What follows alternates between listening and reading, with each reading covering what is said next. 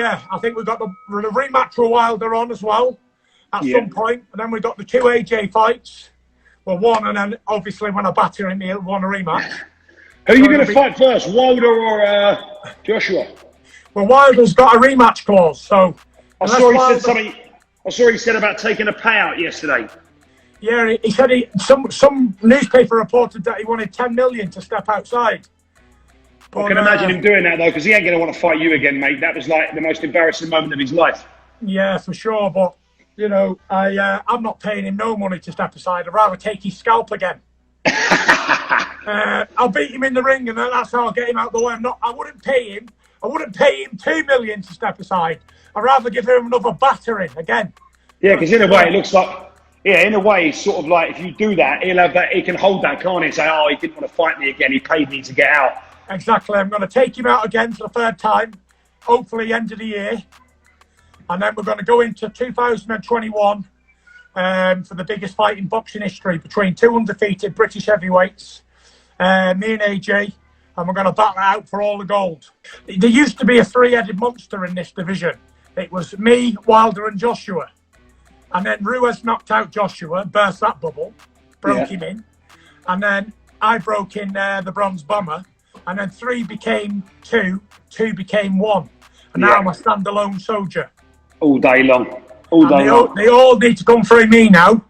And it's not an easy task because I guard the gate. We might have, 3 years left, maybe? Do you know what? I've been thinking about it. And initially, I had 3 fights left on me contract. I got 2 fights left on it now. I got Wilder and Joshua. So, but I'm just going to keep going because there's nothing else to do, is there really? Like for me, I'm 31 years old, fit as a fiddle, in great mental spirits, I train every day 3-4 times a day for Bants. And it's like, what else am I going to do in my life? So, you know, there's plenty of fights out there for me to beat up on. You know, you got Dylan White, you got Jarrell Miller, you got Pulev, you got Ruiz, you got Ortiz, you got Dubois, you got Joyce. There's loads. There you have it. Tyson Fury definitively saying that there will be a third fight. It will be next. And there is no step aside that he will pay, no amount that he would give Deontay Wilder to step aside. So for me, this is some actual news. It's not some of the fake and false narratives that have been created out of thin air, people interviewing their keyboards, people just going around making stuff up, saying that Undisputed is happening next, no matter what, mountains will be moved, Undisputed is happening. Now we definitively, from Tyson Fury, have it that he will be fighting Deontay Wilder, the original plan, which always seemed the most likely, because even if you put, say, step aside for Wilder and Kubrat Pulev to make an undisputed fight happen between Fury and Anthony Joshua, it was always going to be a case of, well, they've got other fights potentially backing up to that. Remember, Dillian Whyte is waiting in the wings for his mandatory shot, and you also have Alexander Usyk, the WBO mandatory, waiting for Joshua to give him his title shot. That was a fight that was ordered earlier this year, but the Pulev fight, which was an IBF mandatory, came in front of it. Ultimately, they worked out a deal where Usyk went off to fight Derek Chisora. But Fury, sticking a pin in Undisputed. So we'll see what happens now that it's been parked. The original plan is going to happen, and I'm glad that this has been sort of finally squared away, that Fury says no amount of money will be paid to Deontay Wilder. And I would note the stories floating around in the past couple of days about Wilder wanting $10 million or £10 million, completely fake news, false. It never came from Wilder. It never came from his manager, Shelley Finkel. It was just something that was made up by the media and on social media too. I saw that there was a Boxing Kingdom parody account which had said all manner of nonsense about it. And this is the thing. In the age of Corona, we've just got so much nonsense that is just being invented, literally out of nothing. No basis in fact. There is nothing to substantiate a lot of what's being said. And a lot of boxers are making hay while the sun shines, trying to keep themselves relevant. And even promoters have been guilty of that too. Eddie Hearn has been talking about Undisputed almost non-stop for the past couple of months, mentioning it every week and talking about it. And it's a roles reverse type thing that actually he's been using Fury's name to to keep Anthony Joshua relevant in the lockdown because it's a quiet period. And obviously with Joshua fighting Kubrat Pulev next, it's not like people are begging and baying for that fight. So the prospect of Undisputed has been something that keeps everyone's name out there in the mix, relevant, and people are talking about that potential fight. But despite all the fake news, we can park it 2021 at the earliest. And as I alluded to, there are hurdles. Obviously, they have to keep winning. And even before an Undisputed fight, Fury may have to fight Dillian Whyte. And he mentioned in that video from Instagram when he was talking about potential opponents, Whyte is one that he is targeting for the future. That may be foisted upon him before Undisputed. Joshua, he obviously has to keep winning as well. There's no guarantees, even though they're talking about Undisputed, maybe a 2-fight deal at some point. No guarantees it ever comes to pass. Remembering, we've been talking about an undisputed heavyweight champion with some, vigor for the past 3 years since, the start of 2018, and we're, mid-2020 now. So it is one of these things. It's a unicorn we might just never catch. But at least we know what the roadmap is now.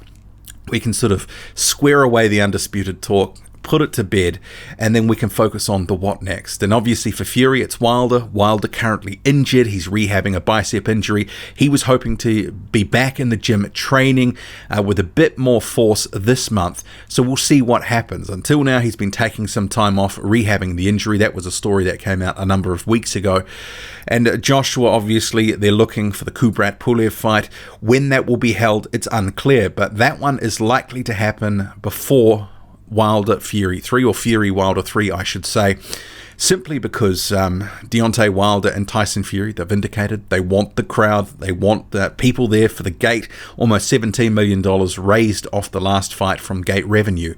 And in the context of the overall take, somewhere around $100 million in revenue raised, that's a figure that has been out there. It's a decent chunk. But Joshua and Pulev, that one seems like it might be open to maybe moving somewhere else, having a limited crowd, maybe behind closed doors. That could be something that just gets done before Wilder and Fury meet in the ring again. But of these other comments by Tyson Fury, it's good to hear that, he is mentally in a good place.